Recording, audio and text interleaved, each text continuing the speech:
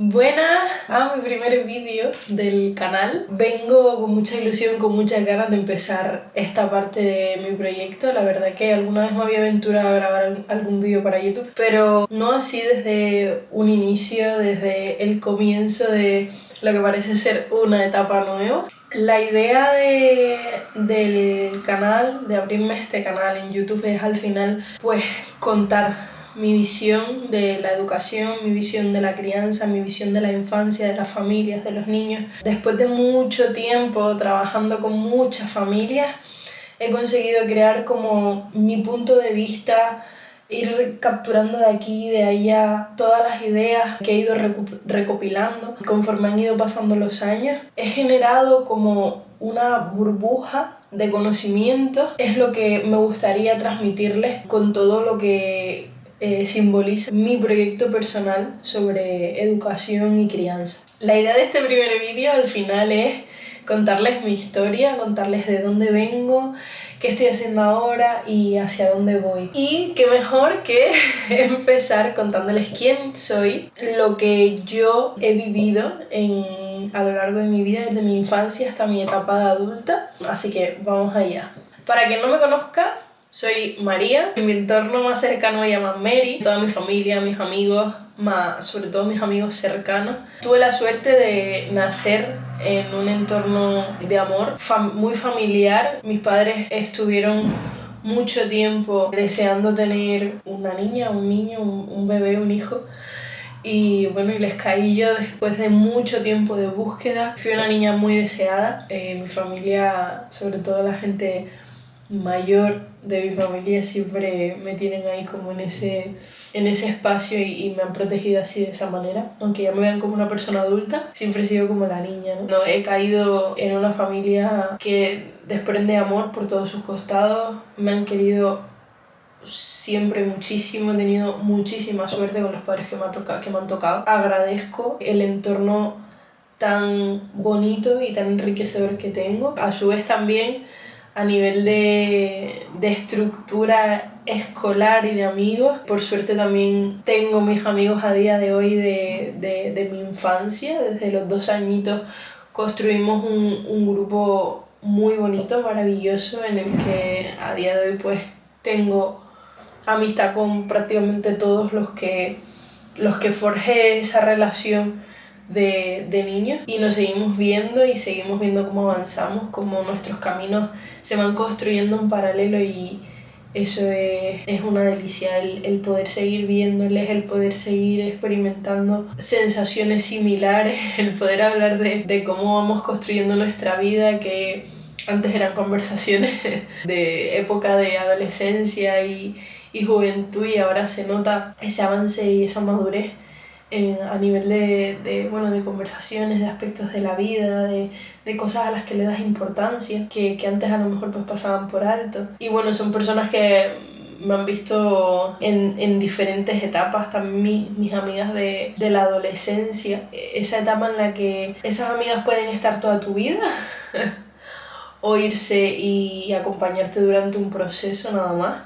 Y yo tuve la suerte que se quedaron y que siguen conmigo. Y bueno, esa ha sido como mi estructura, mis pilares, mis apoyos, la gente en la que yo a día de hoy, con las personas que siguen siendo ese apoyo, ¿no? Ese pilar. Y conforme he ido creciendo, pues se van uniendo personas a mi vida que van siendo pilares más allá, que también van formando parte de lo que es mi vida y mi estructura, y que además tienen ese plus y ese añadido de personas con las que tienes una conexión real. Con esto no quiero decir que con las personas previas no tuvieras una conexión real, pero es verdad que a medida que vas creciendo y a medida que vas madurando, vas buscando eso, vas buscando una complicidad distinta, ya sea por gustos, por hobbies, por cosas que te llaman la atención, por crecimiento personal. Y yo creo que son poquitas, pero de mucha calidad. Y con los años, bueno, yo creo que en general te vuelves como un poco más selectivo. Mi vida se ha conformado de las personas que tengo a mi alrededor. Y sobra decirlo, porque ya llevo un ratito de vídeo y es lo que he explicado, explicar la calidad de personas que tengo en mi vida. Todas han tenido una influencia muy, muy grande en mí, y gracias a ellos y a ellas soy la persona que soy hoy.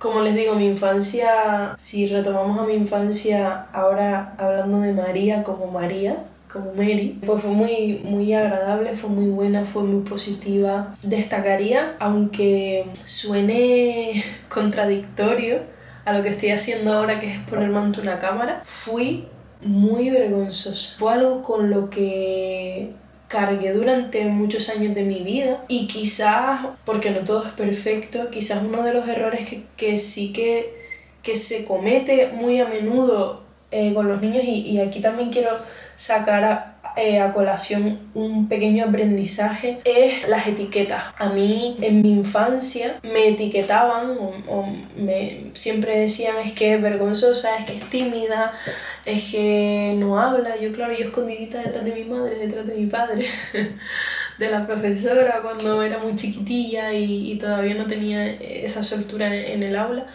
Al final crecí con esa idea de que era vergonzosa, que era una persona que no se relacionaba, que le costaba mucho coger confianza. Y al final, al crecer con esa idea y con esa etiqueta, te das cuenta conforme pasa el tiempo que te condiciona, que tú misma al final te crees que eres así porque te lo dicen desde que eres pequeñita. Y bueno, pues pasa el tiempo y salgo de ese cascarón. En mi entorno sí es cierto que en casa era la payasa. Estaba todo el día haciendo el tonto, estaba todo el día haciendo bromas con mis padres. Siempre. Pero también tenía como esa parte de muy introspectiva, me gustaba mucho dibujar, me gustaba mucho hacer como muchas actividades manuales, muchas actividades individuales, me gustaba mucho la danza, bailé desde que era muy chiquitita hasta ahora de adulta, pero lo pasaba mal. Y justamente cuando rompí el cascarón de esa vergüenza y esa timidez que fue en la adolescencia, antes de eso, quizás de las pocas cosas que me arrepentiré toda mi vida, es de no haberme apuntado previa a ese momento de romper el cascarón en clases de baile. Es alguna espinita que tengo clavada aquí. Bueno, no la tengo clavada ya porque después de adulta me apunté en clases de baile, pude bailar con más gente, aprender y demás. Pero en esa época que era en la que yo de verdad deseaba meterme en clases de baile, era tanto el miedo que tenía a quedar mal, a sentirme avergonzada, que no lo hice. No lo hice ahí y bueno, me dediqué a otras cosas. Conforme fueron pasando los años, de repente yo cambié drásticamente. No sé si a nivel hormonal esto tuvo algún tipo de influencia. Es posible que las hormonas, al cambiarme la química cerebral, pues también afectaran en mi personalidad y en mi forma de ser y rompiera algún tipo de barrera que me impedía ser yo con toda la naturalidad del mundo, hasta que al final pues rompí esa coraza que tenía de vergüenza. El colegio también me ayudó mucho porque algo que hacíamos mucho en el colegio era exponernos a hacer presentaciones y demás, y esa práctica y ese poco a poco irme soltando al final hizo que yo consiguiera también un poco abrirme y ver que no pasaba nada, que los nervios eran algo normal, que el exponerte, el equivocarte, el cometer un error no es nada, simplemente te acerca más al éxito, te acerca más a lo que verdaderamente quieres conseguir y hacer en tu vida, ¿no? Y qué irónico suena que ahora, después de mucho tiempo y de tener una infancia en la que estaba sometida a mi vergüenza, conseguí salir de ahí y ahora acepto todo eso que fue de mí, acepto que fue un aprendizaje muy grande, que fue romper con algo muy fuerte que yo tenía dentro de mí, y ahora soy todo lo contrario. Ahora pues casi que la gente se sorprende cómo no solo hablo ante cámara, sino cómo expongo, cómo me enfrento a situaciones en las que tengo un público delante, hablo y no me supone... Me puedo quedar más o menos trabada porque muchas veces pues es simplemente esa fluidez en la comunicación que, bueno, pues a veces tenemos días y días todos, ¿no? Pero sí que no me supone un nerviosismo, no me supone un malestar el hablar delante de gente, exponerme y comunicar. Para nada, al contrario, lo disfruto, me gusta. Siempre, según en qué contexto, pues siempre hay como unos pequeños nervios, pero que es algo instintivo, es natural en el ser humano sentir esos nervios y no pasa absolutamente nada. Y yo feliz de haber transitado todo eso, pero sí es verdad que si lo destaco es porque no solo creo que a mí personalmente fue algo que me marcó en mi vida, sino también porque creo que el ponerle una etiqueta a un niño y el continuamente remarcarlo como algo que forma parte de su personalidad, le está construyendo continuamente y lo único que hacemos es que no salga de ahí. Puede llegar a ser un trabajo posterior y conseguirlo, pero mientras lo estás etiquetando, le estás dando más poder a esa idea y reforzando esa idea sobre él o sobre ella. Una vez he hablado sobre mi infancia y sobre esa etapa de crecimiento, ¿no? Personal. Al final crecemos personalmente en cualquier etapa de nuestra vida. Yo creo que nunca tenemos techo para desarrollarnos a nivel personal. Y bueno, una vez crecí, pues también creo que un poco por la idea preconcebida de que la gente me dijera, oye, es que se te dan bien los niños, oye, es que tienes mano para los niños, mira qué suelta con lo pequeña que es y cómo coge a su primo, cómo le cambia el pañal a su otro primo que es más chiquitillo. Esa idea también reforzó en mí el hecho de querer ser maestra. Estudié la carrera de educación infantil, pero siempre sentía estar en un aula convencional como la conocemos hoy en día, no iba a ser mi finalidad. O sea, no me terminaba. Me gustaba mucho la educación, me gusta mucho la infancia, me gusta mucho compartir tiempo con los niños, con las familias, pero sentía que esa forma, el proceso, ya no solo por el proceso de oposiciones como tal, sino el hecho de estar en un centro, en una escuela, no terminaba de encajar conmigo. Así es que desde los 17 añitos que estaba estudiando la carrera, aproximadamente empecé a trabajar con niños. He tocado de todo. Desde clases particulares, cuidarlos, hacer campamentos de verano, hacer campamentos de invierno, estar en escuelas de diferentes tipos de metodología. ¿Qué más? Academias, de todo. Es que monitora de ocio y tiempo libre, todo lo que se puedan imaginar relacionado con niños lo he hecho. Pero hay algo que siempre, siempre, siempre llevo aquí. Creo que es un sentimiento mucho mayor que estar en un aula, dar clases o compartir tiempo con los niños de una manera. Es el hecho de estar con la familia. Para mí, y es algo que me he dado cuenta casi desde que empecé a trabajar con los niños, yo disfrutaba mucho más, no solo por el disfrute, sino porque veía muchísimo más resultado en los niños cuando yo hablaba con la familia y trataba temas familiares o trabajaba con los niños a través de su madre o de su padre, que después cuando yo trabajaba únicamente con los niños. Entonces vi que mi fuerte era ese. Mi fuerte era transmitir todo lo que yo sabía a esa madre, a ese padre que se ve en conflicto con su hijo, que no sabe cómo encaminarlo, que no sabe por qué le suceden ciertas cosas, antes que trabajar con el niño únicamente. Y esto que les estoy contando es este proyecto, es esto que yo quiero transmitir al mundo. Lo que yo quiero, lo que yo hago es aportarle a las familias el conocimiento suficiente, en su caso concreto, para poder llegar a sus hijos, para poder trabajar con sus hijos. Al final nosotros, como profesionales, tenemos todas las herramientas del mundo que te puedas imaginar, porque al final una persona no solo se forma en la carrera o en un máster o en cursos, porque podrá haber hecho carrera, podrá haber hecho máster, podrá haber hecho expertos, podrá haber hecho un montón de cursos, podrá haber hecho 1000 millones de cosas.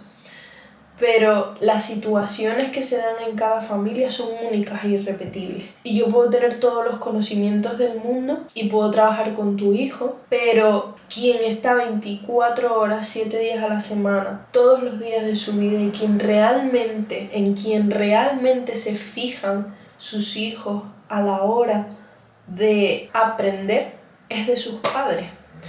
Y que los padres tengan las herramientas reales para poder ayudarlos, para poder involucrarse en la crianza y en la educación, es fundamental, porque al final tú como profesional en un momento determinado, por muchas herramientas que tengas, no vas a poder influir en ese niño lo suficiente como para hacer un cambio sustancial y real.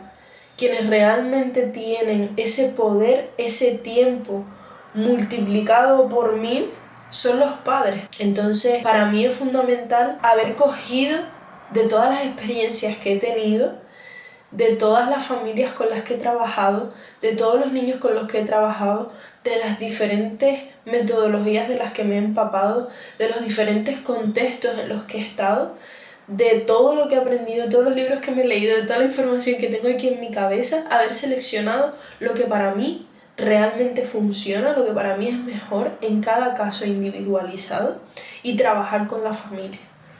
Esto es brutal, porque desde el momento en el que una mamá, un papá, hace un clic, hace un cambio mental, de verdad se desarrolla personalmente la crianza, la educación, y ese niño cambia por completo, pero cambia por completo. Es una barbaridad.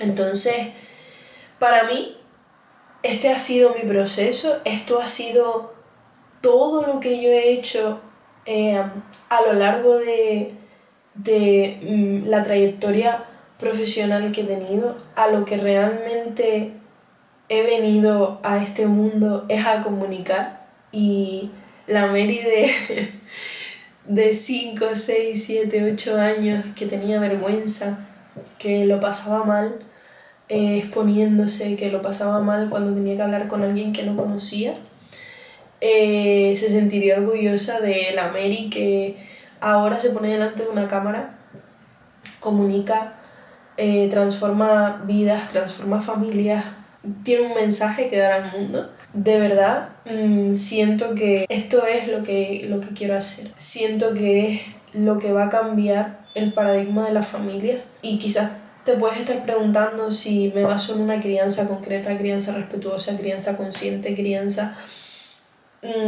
Me gusta pensar que hay diferentes métodos o estilos en los que apoyarte y de los que puedes buscar información, te puedes nutrir, pero hay que ser consciente de tu propia realidad.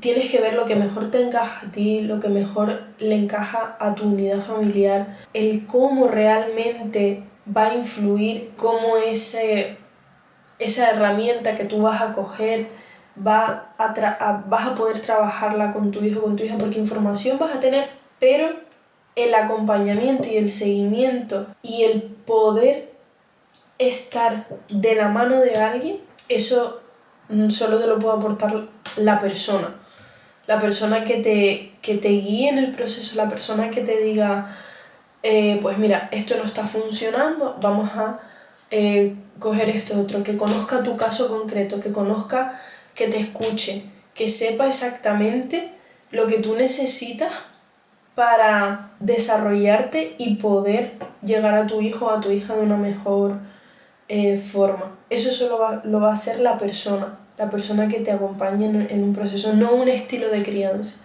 Porque del estilo de crianza pueden haber 1000 cosas que te resuenen, que te parezcan preciosas, maravillosas, idílicas, pero si detrás no hay un trabajo de base, el acceder a ese estilo de crianza es complejo. Tiene que haber un trabajo interno previo para poder llegar a alcanzar un estilo de crianza determinado, y que al final nunca te va a terminar quizás de llegar o de gustar al 100% ese estilo, esa forma de criar, porque a lo mejor hay cosas que pueden ir contigo y otras cosas que no, entonces te puede ocasionar un batiburrillo, y porque hay cosas que se pueden hacer de una manera, hay cosas que se pueden hacer de otra, puedes coger un poquito de aquí, un poquito de allá, y después a la hora de aplicarlo,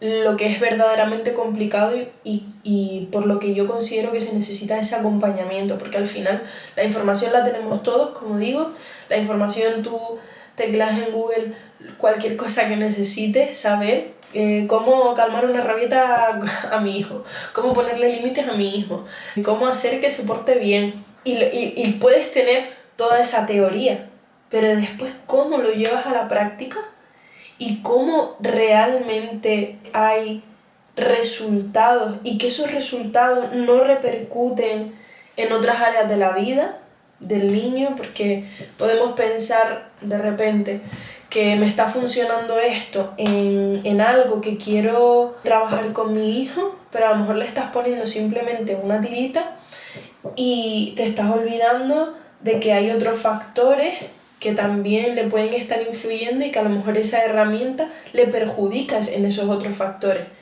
O sea, estás solucionando un problema, pero añadiéndole otros problemas alrededor. Por eso creo que es fundamental ese acompañamiento. Y yo, dando clases particulares, dando clases en un aula convencional, para mí el cambio sustancial y real de los niños se da cuando conversaba con los padres, cuando hablaba con ellos, cuando veía en profundidad que había un problema de base o cuando veía que posiblemente estuvieran transitando algún aspecto familiar o personal o de pareja, incluso con sus padres. Ahí era cuando yo decía, vale, aquí hay algo y hay que solucionarlo por medio de los padres. El 95% de los casos que a mí me han llegado de, oye, arréglame a tu hijo, era arréglame a mí. Algún caso excepcional en el que el niño pues tenía algún tipo de dificultad en el aprendizaje a lo mejor y bueno, y se solucionaban con unas clases particulares al uso, convencionales, haciéndoles llegar el aprendizaje por otros medios y bingo, resultados en las notas de clase maravillosos. Los niños mejoraban las notas porque al final le hacían llegar el aprendizaje de otra manera. Eso me lo aportó la carrera y fue maravilloso ver que no tenían problemas familiares o problemas en su casa. Pero el otro 95% de los casos era esto. Eran dificultades en el ambiente, dificultades en la familia, dificultades, algún tipo de carencia, algo que los padres con todo el amor del mundo nunca lo estamos haciendo desde el hacerle daño a nuestros hijos, para nada. Un padre o una madre que de corazón y genuinamente quiere a su hijo nunca le haría daño y hacen las cosas lo mejor que pueden y lo mejor que saben, pero estoy segura que siempre se le puede dar ese plus cuando estamos hablando de algún problema que le surja a nuestro hijo. Hay que mirar en el trasfondo y mirarnos a nosotros y ver desde dónde lo estoy haciendo, cuál es la raíz de ese problema. Así que nada, esta soy yo. Este es mi tránsito por la vida. Me estoy dejando muchísimas cosas, pero tampoco quiero alargar muchísimo más el vídeo. Creo que con esto me conocen un poco más. Me seguirán conociendo. Síganme en Instagram, en mis redes sociales, para que se las dejo en la descripción, para que puedan conocerme, para tener este trato más cercano. Y nada, nos seguimos viendo por aquí. Les seguiré informando por esas redes de los vídeos que voy subiendo a YouTube y de todo lo que voy subiendo, el contenido que voy subiendo a redes sociales. En Instagram tenemos un trato un poquito más cercano y más diario, así que no dudes en seguirme y nos vemos en el próximo vídeo.